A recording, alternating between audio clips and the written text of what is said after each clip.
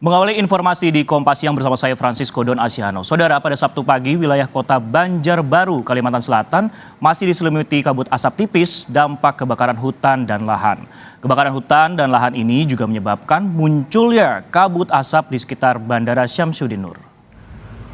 Berdasarkan data BPBD Kota Banjarbaru,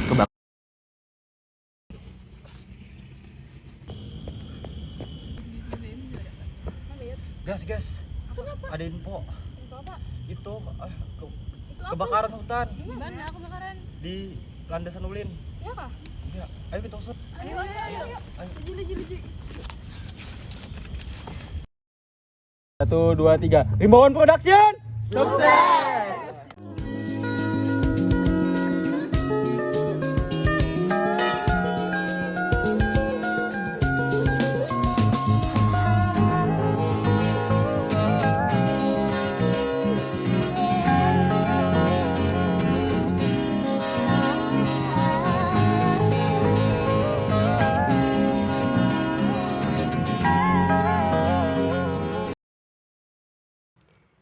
Berikut adalah sebuah ilustrasi yang menggambarkan kekhawatiran kami mengenai kejadian yang terjadi akhir-akhir ini, yaitu kebakaran hutan dan lahan. Untuk mencari tahu informasi lengkap mengenai beberapa kejadian kebakaran hutan dan lahan, kami bersama rekan-rekan lainnya melakukan pengamatan, analisa, dan investigasi di lokasi kejadian. Seperti yang paling bisa dapat saksikan dalam video berikut, di mana terjadinya kebakaran, yaitu kebakaran lahan, tepatnya berada di belakang atau sekitar Bandara Syamsuddin Nur, di mana lahan dan kawasan yang hangus dan habis dimakan oleh api. Beberapa lahan luas yang awalnya hijau dan asri, kini menjadi hitam dan hancur karena hangus dilahap oleh api. Tak terbayangkan banyaknya asap dan polusi yang tercipta oleh kebakaran lahan tersebut. Dan tak terhindarkan lagi masyarakat sekitar yang merasakan langsung dampak buruk dari malapetaka tersebut. Untuk mencari informasi lebih lengkap mengenai kejadian tersebut, kami melakukan wawancara dengan pemerintah setempat, yaitu Bapak Faisal Rahman SSTP MA selaku Kepala Kelurahan Syamsuddin Nur, Kalimantan Selatan.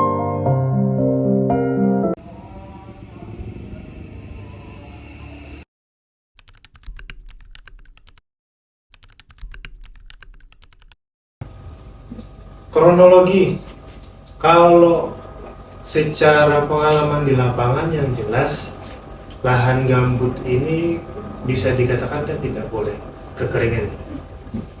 Kekeringan karena ketika kekeringan unsur-unsur hara yang ada di dalamnya itu akan menjadi bahan bakar. Dan penyebab utama yang jelas kita adalah cuaca yang ekstrim, panas. Dari gelombang panas itu adanya angin, kalau muncul gesekan. Itu kalaunya kita berbicara secara alam. Tapi kalau kita berbicara secara keadaan nyata, biasanya bisa terjadi akibat adanya terjadi pembakaran lahan. Nah, oleh karena itu kan maka dari sisi pemerintah ada membuat aturan terkait sanksi apa yang akan diterima oleh para pembakar lahan.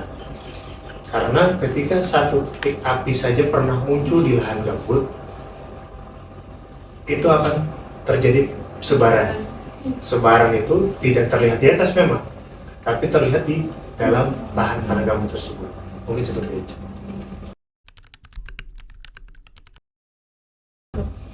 Dampak negatif khususnya secara kesehatan, secara langsung pasti berdampak karena itu akan menyebabkan gangguan pernapasan atau yang kita sebut namanya ISPA. Itu secara kesehatan. Dan kalau secara kegiatan sosial ekonomi, jelas itu akan mengganggu aktivitas warga sendiri, khususnya di lingkungan yang berdekatan dengan kejadian karhutlah. Dampaknya ini bisa menjadi seperti orang untuk beraktivitas jadi berkurang ya, karena terganggu. Makanya efek sosial seperti itu. Kalau efek ekonominya sendiri, orang pun berjualan jadi tidak nyaman karena dari karhutla ini asapnya kan menimbulkan bau. Orang mungkin yang berjualan makanan, makanan yang menjadi bau asap, ya kan? Dan orang yang makan di luar pun juga tidak akan merasa nyaman karena dari sisi pernapasan terganggu. Mungkin seperti itu.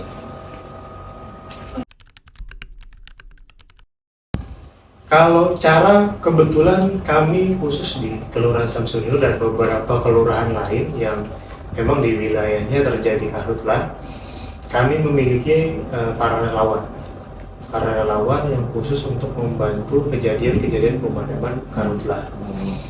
Karena relawan ini kami sebut nama kelompoknya itu adalah baca di sini.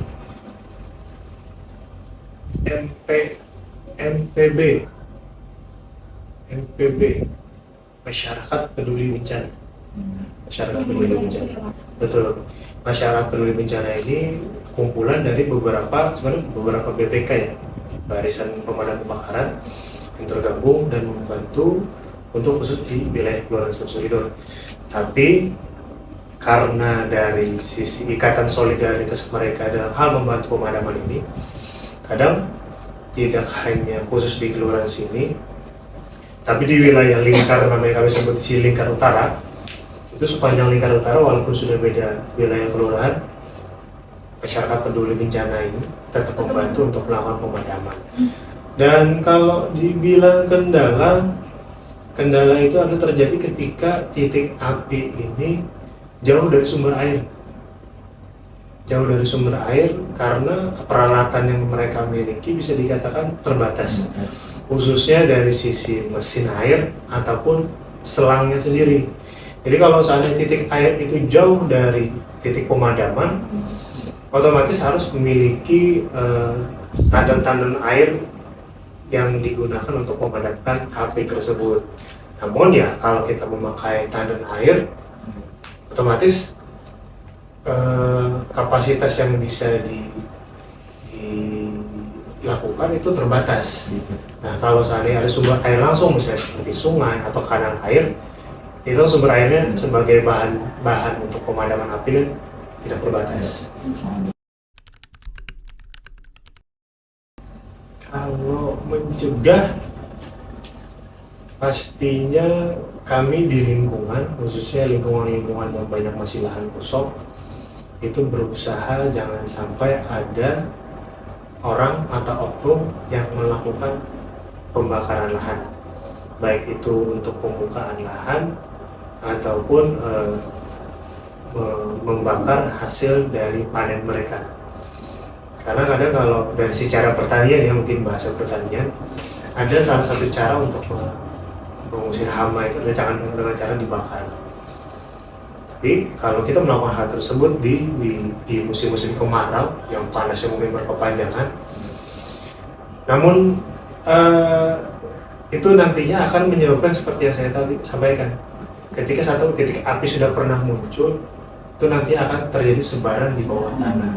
Nah, jadi sebisa mungkin kami di lingkungan itu menjaga jangan sampai ada oknum-oknum yang melakukan pembukaan lahan atau pembakaran hasil panen mereka itu dengan cara dibakar. Itu mungkin secara lingkungan ya. Kalau secara alam itu mungkin tidak bisa terlalu mengatur, namun cara pencegahannya yang sering dihimbau oleh dari pihak BPBD ataupun Dinas Lingkungan Hidup itu adalah melakukan pembasahan. Jadi kalau seandainya ada standar operasional prosedurnya itu ketika dalam kurun waktu 4 sampai 7 hari tidak terjadi hujan ketika di musim kemarau ataupun ada gelombang panas El Nino, lahan-lahan gambut itu mesti dilakukan pembasahan ataupun penyiraman. Seperti itu. Reboisasi, kalau kita bicaranya mungkin itu lahan pemerintah, mungkin kita bisa melakukan. Nah, tapi yang jadi permasalahan di sini adalah kebanyakan yang terjadi kebakaran lahan ini adalah lahan-lahan pribadi yang pemiliknya sendiri pun secara sah itu bisa mungkin tidak di sini orangnya, berada di daerah lain. Sehingga ketika kita melakukan kegiatan di lahan tersebut, kita harus memiliki izin dulu. Kalau tidak kita akan dilaporkan secara pidana melakukan tindakan memasuki pekarangan orang lain. Mungkin seperti itu. Berarti itu milik pribadi ya Pak? Kebanyakan milik pribadi. Karena kalau lah pemerintah ya pasti tanpa harus ada niatan pasti akan ditanami. Berikut adalah tanggapan dari Bapak Faisal Rahman, SSTP MA, selaku Kepala Kelurahan Syamsuddin Nur, mengenai terbakar lahan di sekitar Bandara Syamsuddin Nur. Kemudian, rekan tim mewawancarai Bapak Henry Wibowo selaku Ketua RT.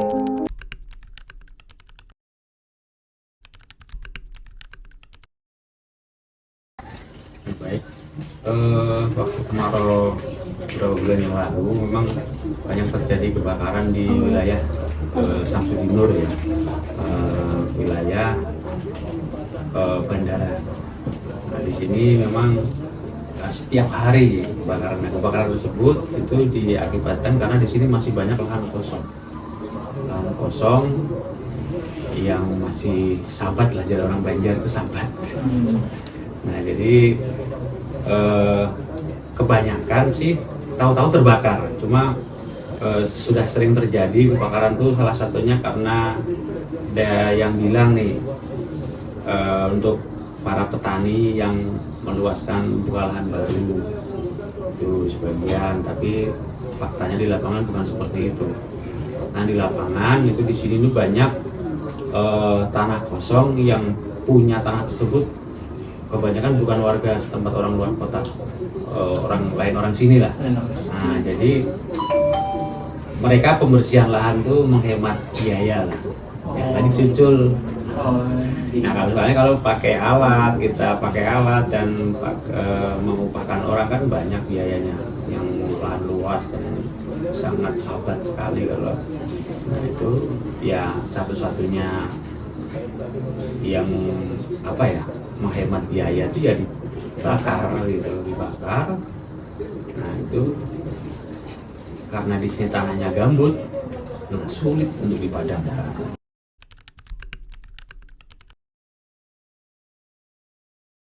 Ada, kalau terkait masalah akibat karhutla di wilayah kita ini, alhamdulillah segala lini sudah ada bantuan-bantuan, bahkan sampai bantuan sembako ada.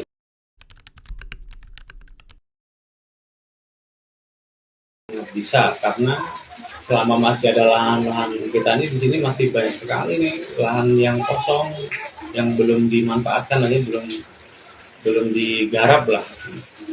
Makanya itu kalau saya boleh usul ke pemerintah, ya itu lahan-lahan kosong itu orang-orang yang tidak harus dikasih apa ya, kasih sanksi lah kalau memang punya tanah tapi nggak dibersihkan, nggak dirawat. Akhirnya kita yang di sini sebagai orang yang dekat-dekat dengan tanah-tanah yang kosong itu, kita yang kena dampaknya. Mungkin ada ya, tapi mungkin saya kurang info aja mungkin. Cuma kalau yang saya dapat info, yang saya dapat memang dari wilayah di tempat saya ini kan perumahan terakhir di belakang ini satu kompleks sebenarnya itu sudah kawasan hijau. Tidak boleh dibangun perumahan, tidak boleh khusus. Karena memang kalau nggak salah programnya wali kota kita Banjarbaru itu dari keseluruhan wilayah Banjarbaru harus 30% itu hijau. Masyarakat merasakan langsung dampak buruk dan kerugian dari kejadian tersebut. Itulah yang disampaikan langsung oleh Bapak Henry Wibowo mengenai kebakaran lahan yang terjadi di sekitar kediamannya. Selanjutnya, kami bersama rekan tim mewawancarai Bapak Trisno Anjas Dwi Cahyo selaku warga setempat yang mengalami dampak dari kebakaran tersebut.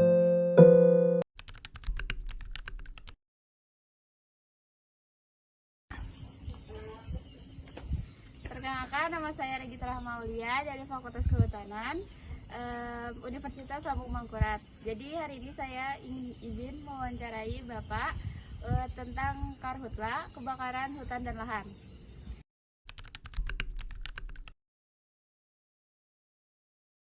terima kasih atas pertanyaannya. Yang pertama mungkin yang signifikan adalah udara, yang mana kebakaran hutan ini cukup mengganggu, apalagi di daerah-daerah sekitar rumah saya, karena daerah sekitar rumah saya juga bertepatan di sebelah bagian bandara, yang mana juga kebakaran lahan cukup luas.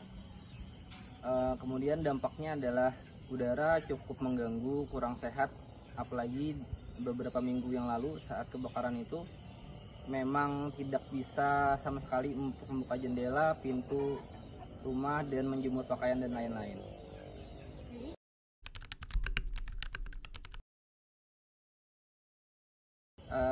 Kalau setahu saya cukup ada pemadaman untuk dari BPBD dan beberapa pemerintah terkait, tapi untuk lebih lanjutnya saya kurang tahu. Kebetulan saya lewat bagian hutan itu cukup ada pemadam cukup banyak, mungkin itu juga bagian dari pemerintah untuk memadamkan api sehingga udara mulai pulih kembali.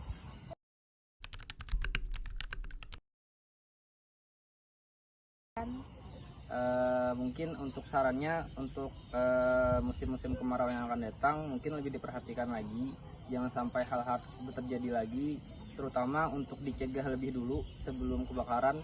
Seperti lahan-lahan yang kering mungkin sudah bisa diantisipasi lebih dulu. Kemudian untuk petugas-petugas dari pemerintah terkait mungkin lebih bisa standby lagi agar tidak terjadi kebakaran-kebakaran seperti sebelum-sebelumnya. Terima kasih atas waktunya, Pak. Saya mengucapkan terima kasih banyak telah diberikan izin untuk mewawancarai Bapak.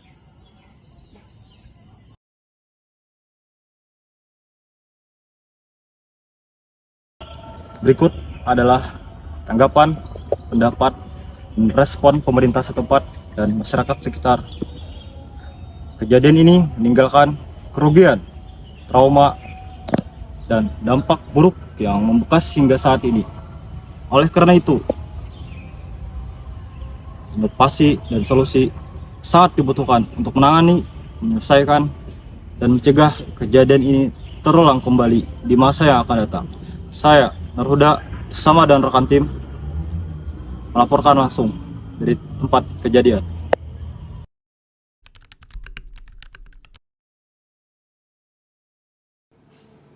Nama saya Perlindungan Tambunan, staf pegawai Pusat Standarisasi Instrumen Pengelolaan Hutan Berkelanjutan.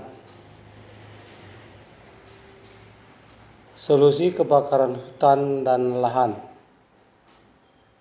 Hutan merupakan sumber daya alam yang tidak ternilai karena di dalamnya terkandung keanekaragaman hayati. Hutan sebagai sumber plasma atau sumber daya genetik. Hutan sebagai sumber hasil hutan kayu dan non-kayu. Hutan sebagai pengatur tata air. Hutan sebagai pencegah banjir dan erosi serta kesuburan tanah. Hutan sebagai perlindungan alam hayati untuk kepentingan ilmu pengetahuan, kebudayaan, rekreasi, pariwisata, dan sebagainya.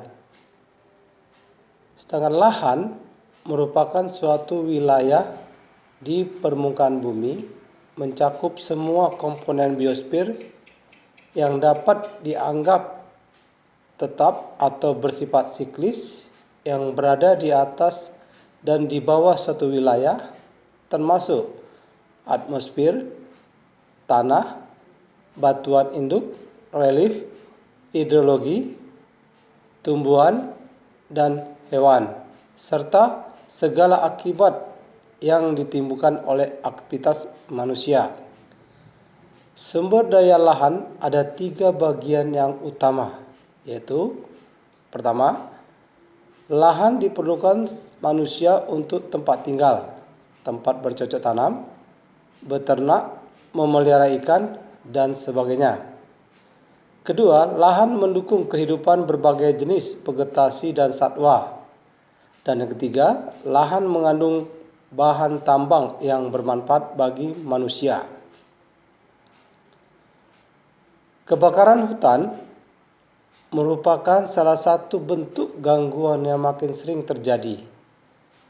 Dampak negatif yang ditimbulkan oleh kebakaran hutan cukup besar, yaitu 1. Kerusakan ekologis. 2. Menurunnya keanekaragaman hayati. 3. Merosotnya nilai ekonomi hutan dan produktivitas tanah. 4. Perubahan iklim mikro maupun global. Dan asapnya mengganggu kesehatan masyarakat serta mengganggu transportasi baik darat, sungai, danau, laut, dan udara. Gangguan asap karena kebakaran hutan akhir-akhir ini telah melintasi batas negara. Penyebab terjadinya kebakaran hutan adalah 1. Munculnya fenomena iklim El Nino seperti kebakaran yang terjadi pada tahun 1987, 1991, 1994, dan 1997. Kedua, metode pembukaan lahan dengan cara tebang habis dan pembakaran yang sering dilakukan oleh pemegang APH, perusahaan perkebunan, dan masyarakat untuk pengembangan tanaman industri dan perkebunan. Umumnya mencakup areal yang cukup luas. Karena dengan cara tebang habis dan pembakaran merupakan alternatif pembukaan lahan yang paling murah, mudah, dan cepat. Namun metode ini sering berakibat kebakaran. Tidak hanya terbatas pada area yang disiapkan untuk pengembangan tanaman industri atau perkebunan, tetapi meluas ke hutan lindung, hutan produksi, dan hutan lainnya. Ketiga, membakar sampah di hutan dan lahan, terutama saat angin kencang. Angin yang bertiup kencang akan berisiko menyebabkan kobaran api dengan cepat dan menyebabkan kebakaran. Keempat, puntung rokok dibuang sembarangan di area hutan dan lahan, apalagi jika masih menyala yang berisiko memicu terjadinya kebakaran. Kelima, api unggun di area yang rawan terjadi kebakaran. Solusi kebakaran hutan dan lahan bagian yang pertama atau yang utama adalah 1. Pengadaan alat-alat pemadam dan penunjang kegiatan pemadam kebakaran, alat komunikasi, alat angkutan, dan alat untuk mengetahui adanya kebakaran hutan yang dibedakan menjadi 2 macam. Yaitu yang pertama peralatan perorangan dan yang kedua peralatan regu atau kelompok. Yang kedua, persiapan pengecekan perlengkapan alat-alat pemadam kebakaran hutan. Yang ketiga, pembentukan kelompok-kelompok kecil pemadam kebakaran yang anggotanya diambil dari petugas dan Satgas Damkar. Keempat, koordinasi petugas kebakaran, Satgas Damkar, dan masyarakat sekitar hutan. Dan terakhir, kelima, perumusan metode pemadaman kebakaran hutan. Bagian yang kedua adalah 1. Menghentikan penjalaran kebakaran hutan. Kedua, memadamkan kebakaran hutan secara langsung. Hal ini mempengaruhi waktu pemadaman yang akan dilakukan, di mana alur iliaran api atau untuk menghentikan penjalaran api telah lebih dahulu dibuat oleh pasukan pemadam dan kemudian dilakukan pemadaman kebakaran hutan tersebut. Yang ketiga, pengukuran langsung area yang terbakar dan perlindungan kerugian atau transaksi dampak ekonomi dan ekologi kejadian kebakaran hutan. Dan solusi yang terakhir adalah yang paling baik dan harus dilakukan adalah penanaman kembali rehabilitasi pada areal bekas bakaran, sehingga kejadian kebakaran di areal yang sama dapat dengan segera diantisipasi. Stop kebakaran hutan dan lahan. Mari kita lindungi dan sayangi lingkungan sekitar kita untuk menyelamatkan bumi. Terima kasih. Saya, Garuda, bersama dan rekan tim melaporkan langsung tempat kejadian.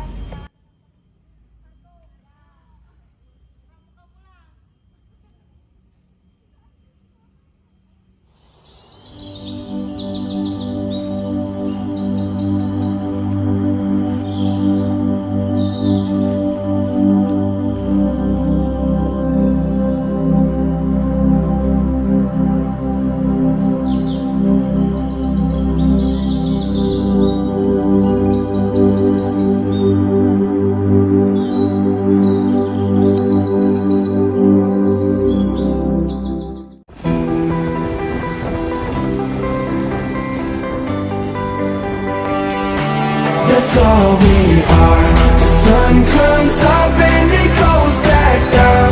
We search for love and it's love we find.